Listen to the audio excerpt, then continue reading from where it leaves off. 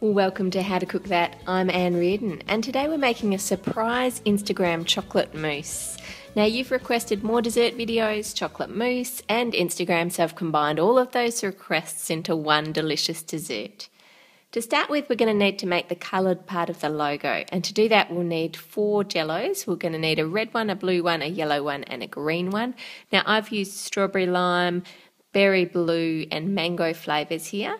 Mix 1 jello at a time with cream. For all of the ingredient quantities that you need for this recipe, just go to the blog howtocookthat.net. There's a link in the description below this video.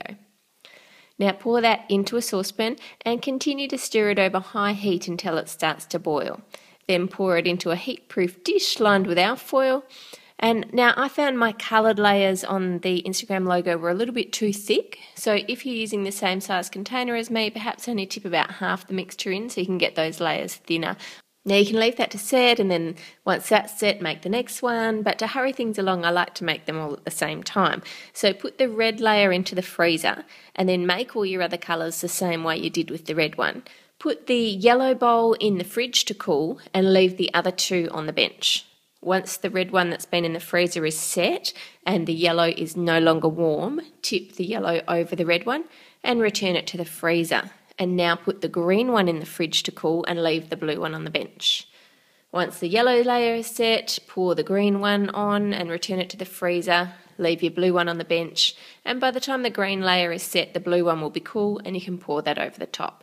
Then leave that whole thing in the freezer overnight. Next we need to make our lens and the viewfinder parts. Now I used a Coke jelly, but I really wasn't happy with the results with it. The Coke doesn't like freezing and defrosting. It separates into a liquid and a weird gel, and it's not at all what I was going for. So I've since experimented by adding various additives like xanthan gum to it before freezing it, and they didn't help at all. So we're going to abort the Coke, and I would recommend that you use cake for the lens and the viewfinder instead. So just make a rectangular shaped cake and then cut out circles of cake and line it up to make the cylinder shape that we need. And also cut a long rectangle for the viewfinder.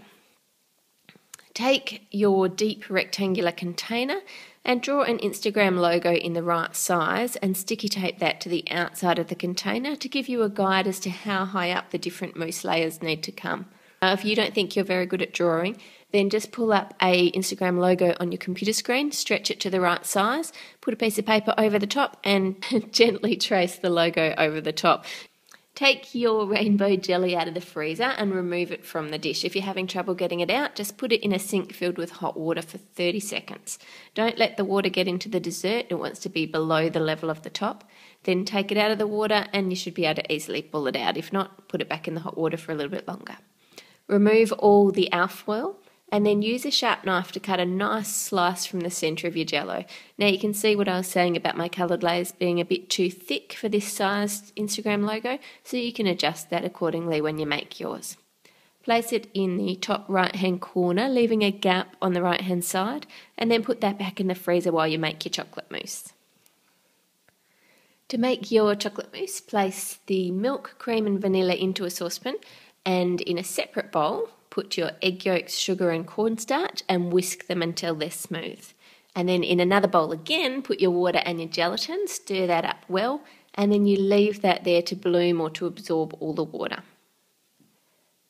Heat your cream mixture on the stovetop until it boils, and then add that a little bit at a time into your egg yolk mixture, stirring it really well after each addition.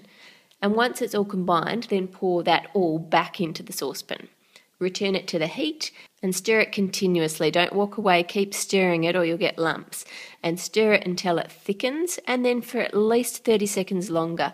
And what this does, stirring it while it's boiling, is it lets all the starch granules from the flour burst, which helps thicken it, but it also gets rid of that floury taste.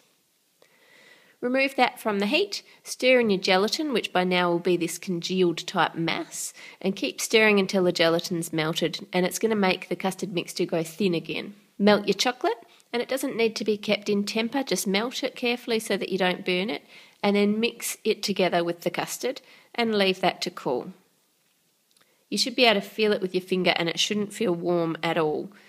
Then whip your remaining cream. Now, In Australia, you can use pure cream, thickened cream, pouring cream, they're all good. If you're in the USA, then heavy cream is what you want. If it's called something else where you live, then let us know in the comments what it's called so that I know what to refer to it as in the recipe for everyone. And use a spatula to fold the chocolate custard mixture into the cream, scooping from around the bottom and up to the top of the bowl so that you keep as much air in the mixture as possible. Now pour some of this mousse over the coloured part, making sure that it goes right down into the gap. You don't want to have a big gap on your logo. So if you need to, move the coloured bit over, put the mousse into place, and then push back the coloured section over to the side. Then put a thin layer of mousse on the base, and then cut your long rectangle out of your cake. Remember, I'm using Jello here, but I recommend that you use cake instead. And then pour over the rest of your mousse, making sure it comes up to the level that you marked on the side of your container, and smooth it out as best as you can and place that whole thing in the freezer. To make your white chocolate mousse, do it exactly the same way as you just made your dark chocolate mousse, but use melted white chocolate instead. And this mousse tastes a bit like vanilla ice cream in a mousse. It's really delicious. Once you've got your white chocolate mousse ready, then take your frozen darker chocolate mousse out of the freezer and using a spoon or an ice cream scoop, scrape down the middle so that you have like a valley where the lens is going to go. You want it to be a rounded shape there. Looking at your logo that you have stuck to the side to see how far down that lens needs to go. Just keep scooping out until you've got it to the right level. Then add a little bit of your white chocolate mousse down in that valley and then put your lens bit over the top. Now I'm wanting you to use cake here, so just line up all your circles of cake to make a long cylinder, pushing them together well so that the mousse doesn't go in the gaps. Then pour the rest of your white chocolate mousse over the top, smooth it out and put that whole thing in the freezer to set. To make your base, melt together the butter and chocolate and then mix it through some rice bubbles or Rice Krispies. Spread it evenly over the dessert and use the back of a spoon to smooth it out so that you have a flat base, and this gives a nice crisp texture to the dessert. Put this back in the freezer for about 15 minutes to let that set. Now place the whole dessert into a hot water bath for 30 seconds, again being careful not to get any water into the dessert. Pull it out and dry off the edges with some paper towel.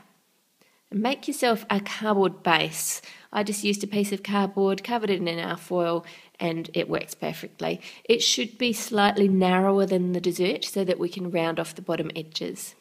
Then tip out your dessert and use a knife to scrape off a thin layer from the corners around the top, and do the same at the base. Using a sharp knife, just cut off some of that crispy base so that it has the rounded edges rather than the square edges. Put some cups into a baking tray and rest the dessert on top of them. And the purpose of the baking tray is to catch any of the excess glaze so that we can reuse it. Generously pour your glaze over the top. Now the recipe for this glaze is already on the blog, so when you go through to the recipe for the chocolate mousse, I'll put a link to that video for you there. Smooth the glaze over the edges. Now if you want it to have a really smooth finish, then you can let that first layer set and then pour more glaze over the top. Once your glaze is set, which will only take a couple of minutes, transfer the whole dessert to a serving platter. Now I'm just using a large tile. If you've got a large serving platter, that will be fine. Add your chocolate decorations on top. If you're new to this channel and the How to Cook That blog, then there's lots of videos on making chocolate decorations for desserts that you can watch. I haven't done one yet on making this particular sphere. If you want that, then just request it below and I'll film it for you. Leave the whole dessert in the fridge for at least 3 hours to let it defrost. Then serve it to the table and slice into the dessert to reveal the Instagram logo. Thanks for watching. Click on the banner at the top to go to the channel and check out some of the other videos, and subscribe for more desserts, cakes and chocolate tutorials. I'll see you all next week. Bye.